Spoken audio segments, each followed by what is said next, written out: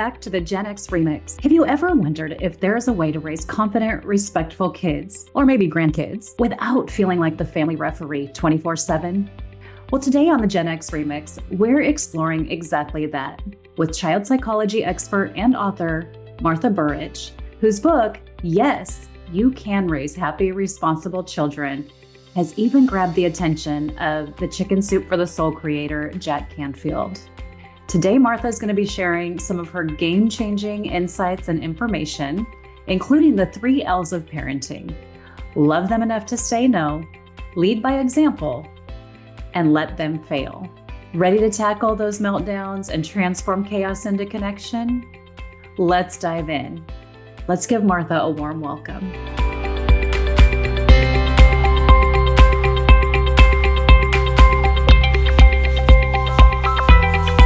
All right, Martha, thank you so much for joining us today. How are you? I'm great. I'm so glad to be here. Thanks, Tabitha. Oh, you're welcome. I can't wait to dive in. I'm going to take my glasses off. I can't wait to dive in, learn a bit more about you and your book and all the things going on in your life.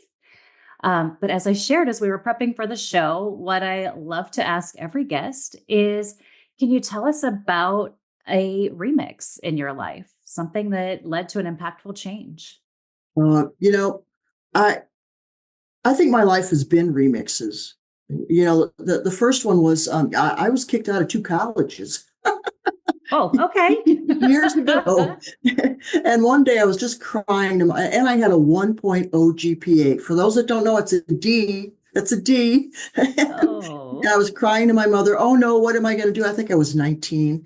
And what am I going to do? She goes, here's what you're going to do. You're going to march back to that college and you're going to ask them to let you back in, which I did. And they said, okay, we'll put you on probation for 6 months. Well, I had grown up and I knew to stop playing around and to get down to business. So that right there, that was one remix where, I stopped taking college so cavalierly. Here's another remix. Okay, my son's 4, spoiled rotten, would not take no for an answer. His dad and I were beside ourselves. My mother-in-law, oh, she was a wonderful woman. She goes, he'd be a wonderful child if he'd just take no for an answer. Yeah, Ma, I know that's the problem. But we didn't realize that we were the problem. We taught him to not take no for an answer because we would say no, then he would push a little and we'd give in. So I took parenting lessons. In fact, that's where my book came from. Everything I learned in those lessons, we turned our son around in 6 weeks. And I'm telling you, he's a grown man now, but he's a wonderful young man. And he has his own business. He turned into a responsible person who accepted no for an answer. Yeah, it was very nice. So that's what another remix. And then, okay, let's see how many more. Yeah, I mean, every day is a new opportunity to change things. Tabitha, every day is a new opportunity. You don't like what you did 5 minutes ago. Okay, now you reassess and think, okay, how am I going to change that? Here's one more. All right, well, okay, this is my last one for now. It's yours. You go. This is good. Well, after I retired, of course, I had to remix. But all right, here's another remix. I go to AA, so I'm sitting in and I stopped drinking after I retired because, it's very typical. People retire, they get bored. Next thing you know, you're drinking every day and you can't stop. Whereas before that, you only drank on the weekends or it wasn't a problem. Well, anyway, so I've been sober a few years and I was at an AA meeting and I said, I'm getting bored. I don't know what I'm going to do. These meetings are boring me. And there was a man there. He came up to me afterwards and he goes, I'm on the corrections committee.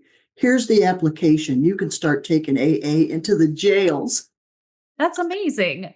I'd never so been to needed. jail. I didn't never been to jail, but I figured, Tabitha, I thought, what? I taught high school. I can handle anybody. Having raised a son, I agree that if you made it through high school and you had even more going on with high schoolers, oh my gosh, that's amazing. I love it. I love that there have been so many remixes, and it sounds like you are the kind of person that doesn't stay stuck for very long. You figure out what's next to get yourself moving. I was at the California Women's Conference yesterday, California Conference for Women, and Jane Fonda was on stage. She was one of the keynotes. And at 87 years old, she shared, she's like, I go to therapy now. I should have done it sooner, probably, but then I realized I needed some help. So I changed. I got out of where I was and went to the next thing. I'm like, oh my gosh. And she's like, it's never too late. Just keep doing it. It's never when I'm too late. 87, I want to be like that.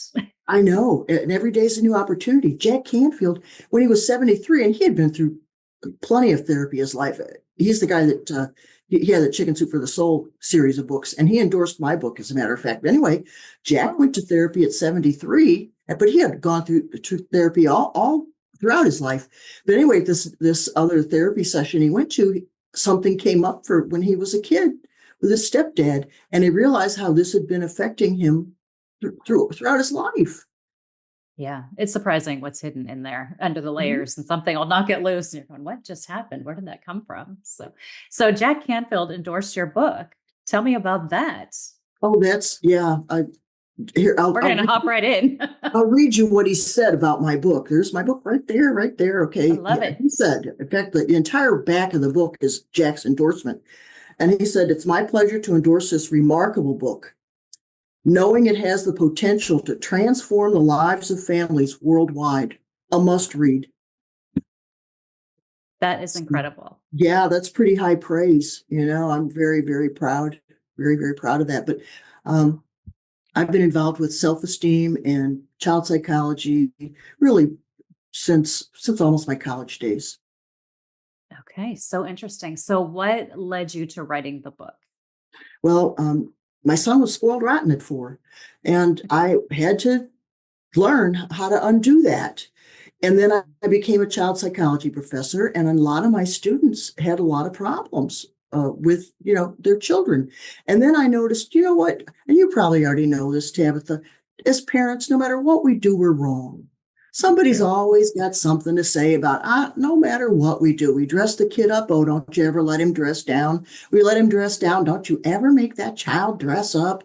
Blah, blah, blah. We get him an educational toy. Well, he'd be just as happy with a cardboard box.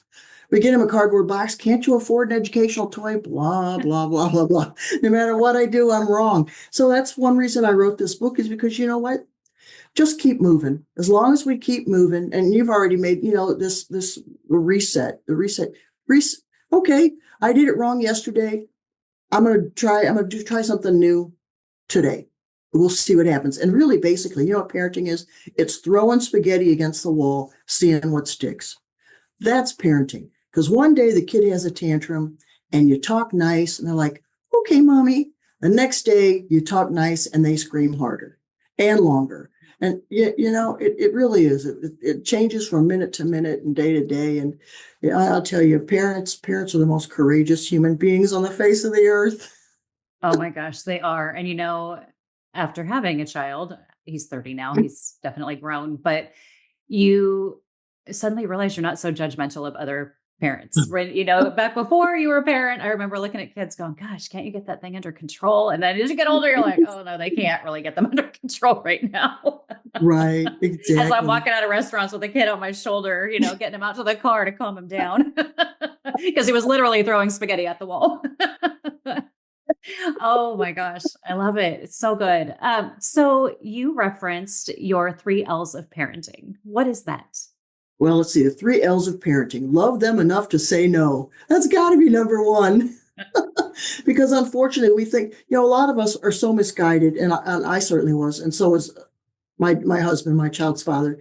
We thought the way you show love is yes, yes, yes, dear, yes, dear, yes, dear. No, people who don't learn to accept no for an answer will not take no. They don't know how to say no to themselves. They become drug addicts, alcoholics, obnoxious. That they don't learn at school because they won't pay attention. They don't know enough to be quiet. They don't know enough, how to get along with others. So yes, learn to say no to your child. 3, and that's the first one. The second one is be a good example. Somehow lead by example. There's the L. So, I can't say to my child, "Get off your phone," and then I'm on my phone 24/7. One child's school counselor told me that she had a 3rd grader who said to her, "I wish my mother looked at me as much as she looks at her phone." Oh, that's heartbreaking. Isn't that sad? But that's kind of what's happening today. So lead by example. Don't smoke, honey. Don't smoke. Don't drink.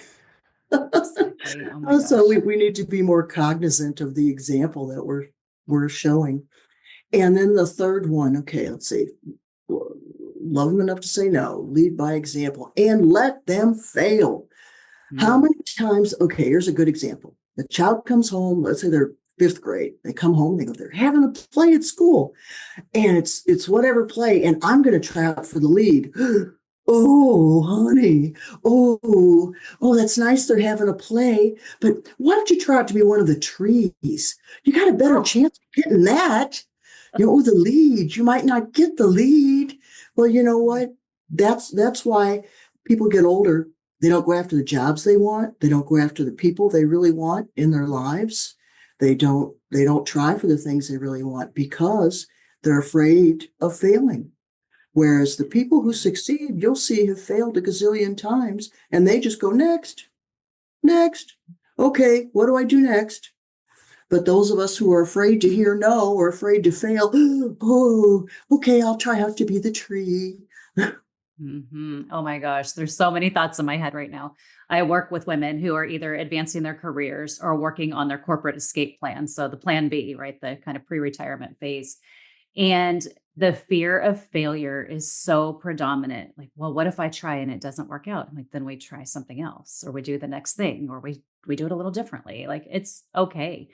But we get so trapped in that perfection paralysis is what I call it. But it's just that fear of failure. And it's okay to fail. It might be a little embarrassing. It might sting, but you're going to learn quick. You're going to learn a lot quicker than you're going to learn anything else in this world, because you'll remember, oh yeah, what was the lesson I took from that? And how can I do better next time? Right. Oh And my then we gosh. find out what doesn't work. And that was Edison, right? The light bulb. That was his thing. He tried 2,000 different things to use as a filament for the light bulb. And one person said, good Lord, you failed 2,000 times. He goes, no, I didn't. I found 2,000 things that didn't work. That's the best.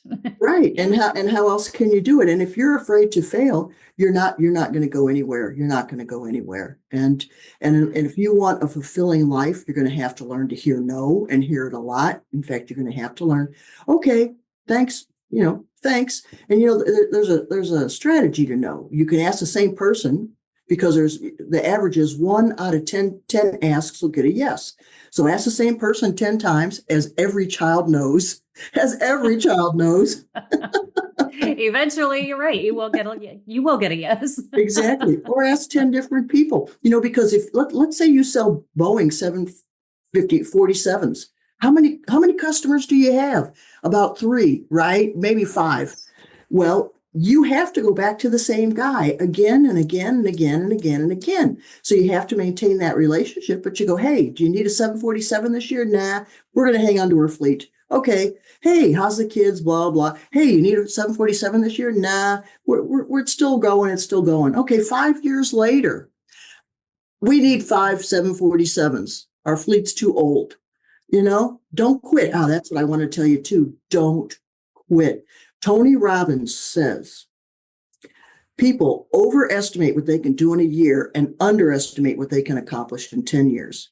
Everybody seems to think they're going to start a business and boom, in a month it's going to fly, in 6 months and whatever. Well, let me tell you, if you're not in for the long haul, you're not in it. Yeah. New level, new devil. I wrote that book, and first you get the book done. Well, then you got to publish it. Okay, so then I publish it. Now it's out on the book shelves. Now what?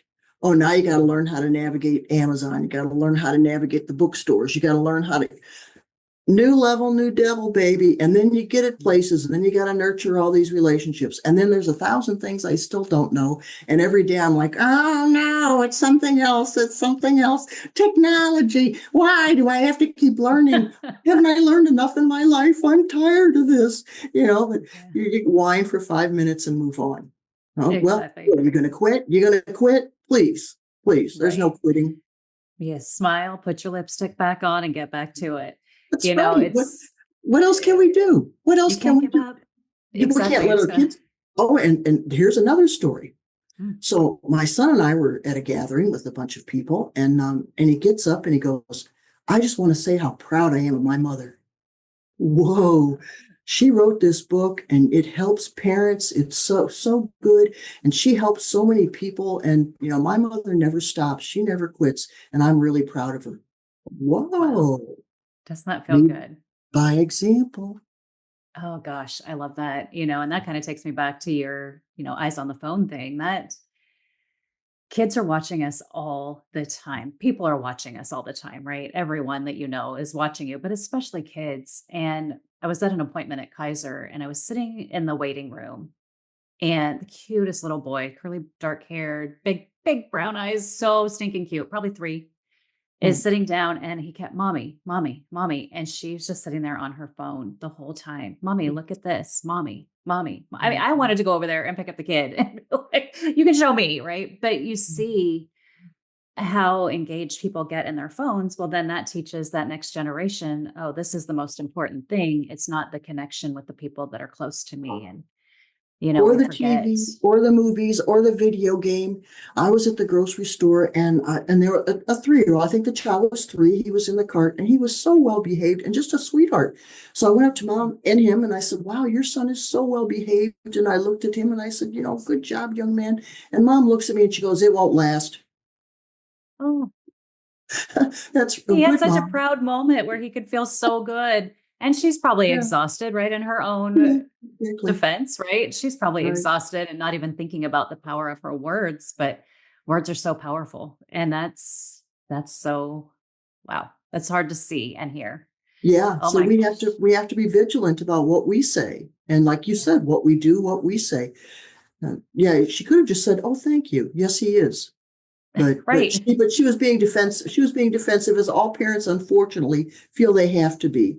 Oh yeah, Yeah. he's well behaved now, but he'll misbehave because whatever, for whatever reason. When he does, that makes her right. I don't quite understand, but uh, Yeah. she needs my parenting lessons. I agree. Yeah, absolutely. It sounds like a lot of us do. And it sounds like it may even apply beyond just general parenting, sometimes in other relationships, right? I look across different, not to get political, but different things in government, right? Leading by example, so important. Learning to say no, like everything can't be a priority. Everything can't be a, you can have it right now kind of thing. And Exactly. Yeah. letting people fail. Oh my gosh, so good. Now my brain just went all different directions on this.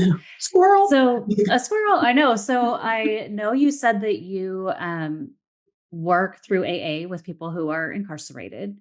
Do you bring some of the lessons from your book into those conversations? Because I know Oh, there are some parents in that space. definitely. And one of the ladies, in fact, we talk about relationships a lot. And one of the ladies said to me, she said, "Before you taught me this, and here's what I taught them: shut up, shut up. Just because you think it doesn't mean you should say it. If somebody wants to insult you, just say thank you. I appreciate the information, and then keep your big mouth shut, because otherwise you're destroying relationships, and let it go." Well, anyway, so every time she would get on the phone with her mother, they would argue because her mother would try to make her a better child, and she would resist and be defensive. But after I told them that, just accept it and let it go and move on. And she said, "We have a completely different relationship since I stopped being so defensive and always resisting. Now I just accept and listen to my mother. And now we have a wonderful relationship, and our telephone conversations are pleasant, and I look forward to them." Yeah, that's so good. I have a family member who was trying to talk an older family member into her way of thinking. And then she would get so upset. And I was like, it's not your job to change her mind. It's your job with her at this point in her life to love her and do what you need to do to protect yourself. And I think a lot of times that as adults, we feel like we've got to push back and we've got to say no and we've got to do these things. I'm like, does it bring you peace? Does it bring peace to that relationship? Or Mhm. is it something you can just say thank you and let's move on? And Right. And what happens is people take us out of their quality lives. So if we resist all the time, or we won't accept criticism, or we're always trying to tell them how to live, well, guess what? When they want to do something really important, they're not going to call us or ask us, or if they really need information and advice, they're certainly not going to ask us. They've taken us out of their quality world because we're critical. We make them feel bad. They don't feel appreciated by us. So yes, it really is best just to be quiet. So let's say, let me give you an example. I guess I shouldn't use this example, but I will. Oh, in fact, this is a true story. All right. So this gal on Facebook, she gets on Facebook and she goes, I don't know what I did to attract this, law of attraction. Okay. I don't know what I did to attract this. I was at the grocery store and this man came up to me and he told me I'd really be pretty if I'd lose a few pounds. Oh, what did I? Oh my goodness. And so everybody's writing, oh, that man was mean. How dare he say such a thing? And I said, well, very few people just want to approach you and be mean. I think he really meant, he was heartfelt and he was concerned for you and your health and he believed it. So in the future, if that happens, just simply say, thank you so much for the information. Do you have any techniques for losing weight? Is there anything you suggest? Try to get information from people. Well, I appreciate you telling me that. There sounds like there's a couple of things I could try. People want to feel useful and they want to feel as if they're contributing. So let them get your defenses out of the way and let them contribute and help you. You don't have to do what they tell you. You don't have to take their advice. Just say, well, that gives me something to think about. The end. Move on with your life. Yeah, I love it. So a couple of things. One, I'm petty. I wouldn't have been able to just let that go either. I wouldn't have put it on Facebook, but I probably would have helped educate that gentleman.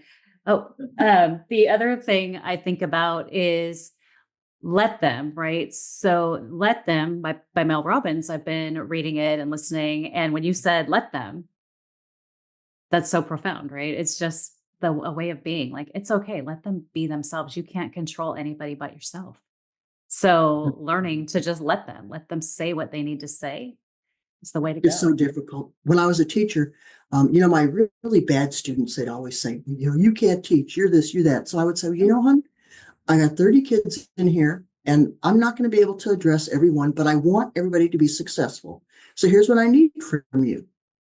I need you to tell me to write. Don't tell me because I'll forget. I need you to write me a letter and tell me what I'm doing wrong and what I need to do right so that you'll learn better. Oh, Then I can read that and see if I can add any of those things into my teaching and we can talk about it.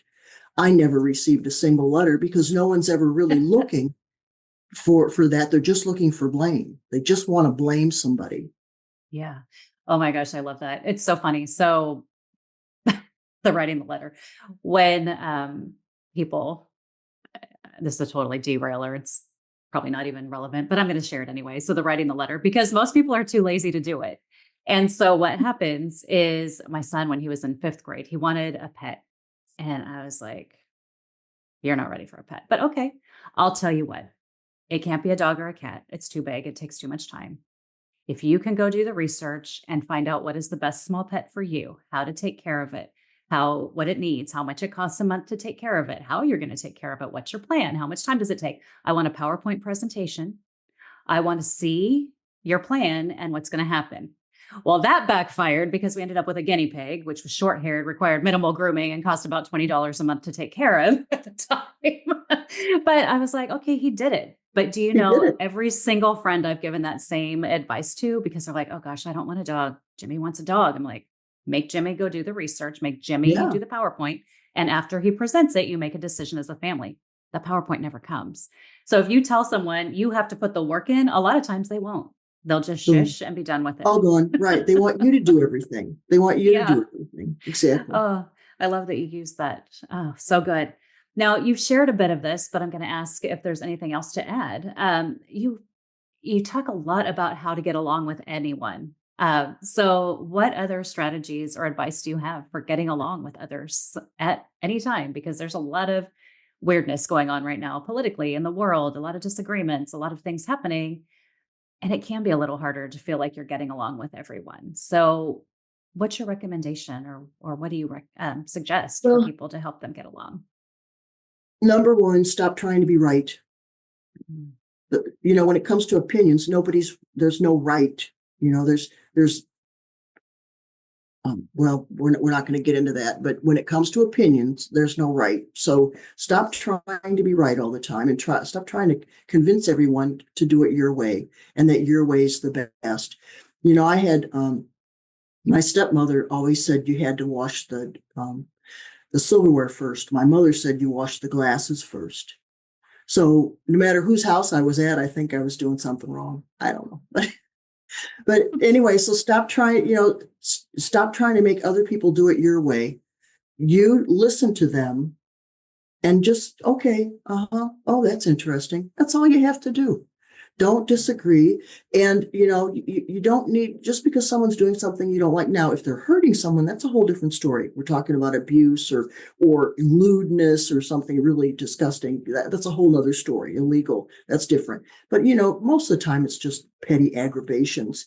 And let me give you an example. I was in an AA meeting once, and there's a young man, all he does is use the F word. And, I don't like, I don't like to swear. So I was talking to an old timer after the meeting, and I said, I'm going to have to talk to that young man about his use of profanity. And the old timer said, why? Are you his mother? I said, no. Are you going to give him a job? No. Then it's none of your business. Mm-hmm. If he asks you, it's another story. But did he ask you? No. Interesting. Okay. So too often we stick our noses in people's business, and it's just like before we had kids, we were expert parents. Yeah. Oh, we knew the answers. Yeah, and we knew nothing. So how often? And the same thing, the ladies at the jail. I say, just because you think it, just keep it to yourself. You have no idea what people are going through. Sometimes they'll really give me they'll say, this guard this and this guard that. I said, you try having her job. Some of these women here are very, very difficult. You ladies are nice that come to my meeting, but some of these people are very unpleasant. And imagine having to deal with them 24/7, the way some of these guards do. And, start having some empathy and understanding not everyone grew up the way you did and has the same sensibilities you do. So have some, what's the word for that? It's not, tolerance isn't the word I want. Have some understanding, have some discretion, just because you think it doesn't mean it's true either. A lot of times I think I'm the only person who takes the garbage out around here. That's not true. It may seem like it, but it's not true. Yeah. Oh my gosh. That's so true. And I think empathy is the answer, really. Being able to see things from someone else's viewpoint and put yourself in their shoes. It makes such a difference. When you see somebody who's maybe really snappy and crabby and whatever, it's usually not about you. It's usually about what's going on in her job, in her home, with her kids that haven't slept in 3 nights, whatever it is. And once you can kind of put yourself in that person's shoes, it does make it a lot easier to just let them be themselves. It's not our job to control it. So I love that. Yeah. So if people want to learn more about you, what is a great way for them to connect with you? Well, go to my website, marthaburich.com. And, parents, I have a free Facebook group that's got lots of great information in it. And that is facebook.com groups mastering child behavior. Because I'll tell you, we have got to get control of that child behavior. Otherwise, it's really going to be a mess. So mastering child behavior, Facebook group. It's got lots of great information. In fact, I found this old video of, I think it's the parents with their 2 young children at a hotel lobby. Oh my goodness. Those children made mincemeat of that lobby. It was unbelievable. So I give my commentary and say how the parents could change and help the children behave better. Oh my gosh, I love it. So we'll include all of those links in the show notes so our guests can find you. And if I were to ask you to share any parting words or bits of advice, what would you share with us? You know what? It's all going to work out one day at a time. Life has everything in it. Happiness, unhappiness, grief. If you never love anyone, you'll never feel grief. So Life has a lot of things, and every day is a gazillion aggravations. But guess what? We'll come out on the other side. So just one day at a time, and just keep, as long as you just keep plugging. Don't quit. Don't quit. No matter what, don't quit. It's all going to work out. I love it. Thank you for that. Quitting is not an option. So if anybody didn't hear that, quitting is not an option. It will all work out. And I can, we're both living proof. We've raised the kids through all of those years. I will tell you, middle school was the least favorite time, but it does work out, and you don't have to be perfect. But absolutely grabbing a copy of Martha's book. Yes, you can raise happy, responsible children. Sounds like a great idea, no matter what age your kids are. And even if you need some help in the building better relationships department, because again, a lot of that related to me as an adult. So I love it. Thank you so much for joining us today. Thanks, Tabitha. Enjoyed it. And that is a wrap for today's episode of the Gen X Remix. A big thanks to Martha for sharing her 3 L's: love them enough to say no, lead by example, and let them fail. All of Martha's links will be in the show notes, so be sure to connect. If you are in this parenting space, be sure to join her free Facebook group. And I know Gen Xers, we're all in such different spaces. Some of us still have kids at home that we're raising, and we'll be leaning on these 3 L's for them for sure. And some of us maybe have grandkids that we're spending a lot of time with. So no matter what stage of life you're in, these 3 L's can help you. And the interesting thing is, and I think I said this during the interview, is that these same steps actually apply a lot to your career. And something else, they apply to mapping out your corporate escape or your next big career move. So use love. Love yourself enough to say no to what isn't working. Lead by example, putting in that behind the scenes work, even if it feels like no one else is watching. And let yourself fail. Fail fast and fail forward. But failure is a sign of taking action. Perfection is so overrated, and it will keep you stuck for years. So learning is where the real magic happens. So give yourself the space and grace to practice those 3 L's for yourself. And remember, never quit, because life is all about the remix. Thanks for tuning in, and don't forget to grab Martha's book, Yes, You Can Raise Happy, Responsible Children. You'll find all the links in the show notes, and we would love your 5-star reviews so more people can find us. Remember, stay fierce, stay focused, and know that it's never too late for a remix. We'll see you next time.